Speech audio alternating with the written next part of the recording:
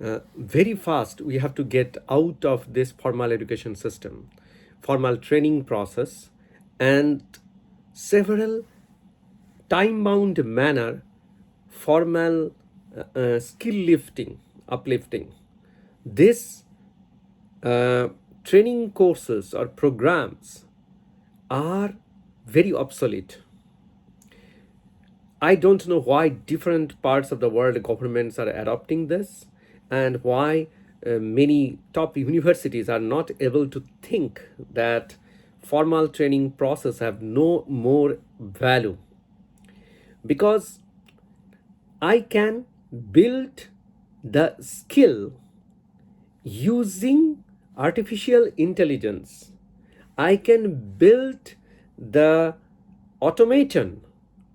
We humanities have got the ability to create an automaton, a self-operating machine virtually, just by giving a prompt with my voice, and whatever the skill I want to achieve, I can make an automaton, I can make an agent. When I can give birth. Earlier, only unisexual life was there in the planet Earth. Okay, so unisexual life became two. Men and women were created. Why? Because women will preserve the genetic sustainability, and another part will come to male. So what will be the male's responsibility? They will adapt to the variability.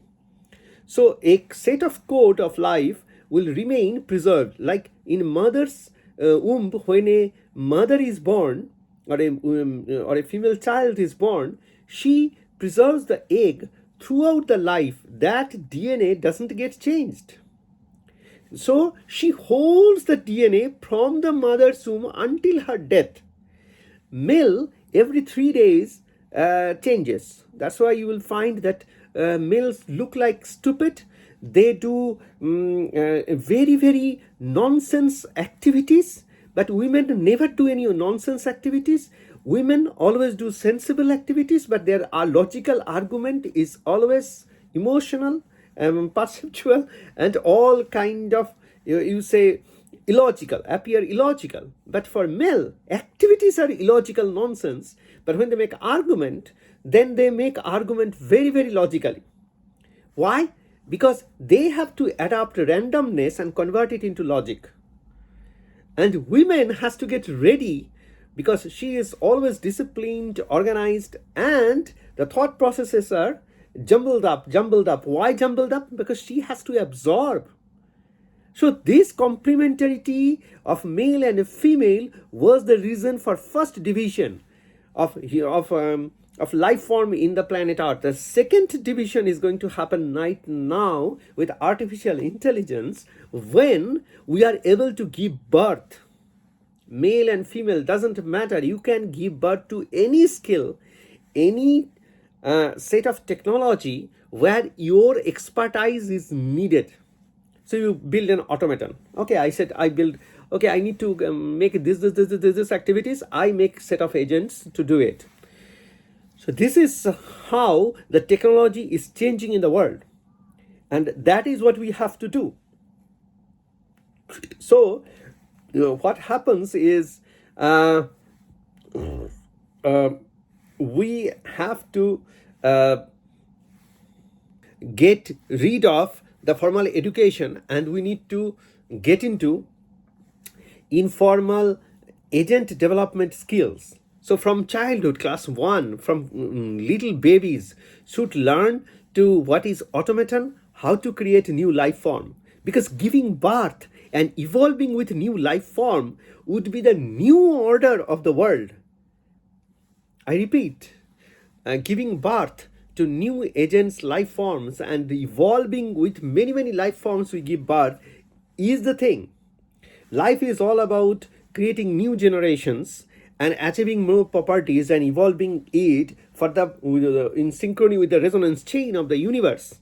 So if that is so, then we are in a very juncture of recreating and redefining the very life and very much the evolution process with the artificial non-life living systems. So I am saying non-life living systems means it is code, set of code, of course. It is not a living life form. At the same time, these are also living because they can understand the situation and accordingly it can modify and rebuild. So I am building the agents and I'm creating these life forms for myself, for my research and other purposes. And when I'm doing it, I can see that uh, the whole definition of my life is changing every moment. So now, right now, I'm totally convinced that giving birth is probably the most important thing of any species, because life and death will be there. The only action that you do is giving birth. Now, of course, it is needed that you train it properly and you make it such that it is implemented or planted in the society, so that it synchronously evolves the whole process, the culture, in a positive direction. However, we have to keep it in mind that when we are teaching our kids the formal educational system, we are committing a crime. We are not only destroying their future, we are destroying the future of our species. And this has to be remembered very clearly.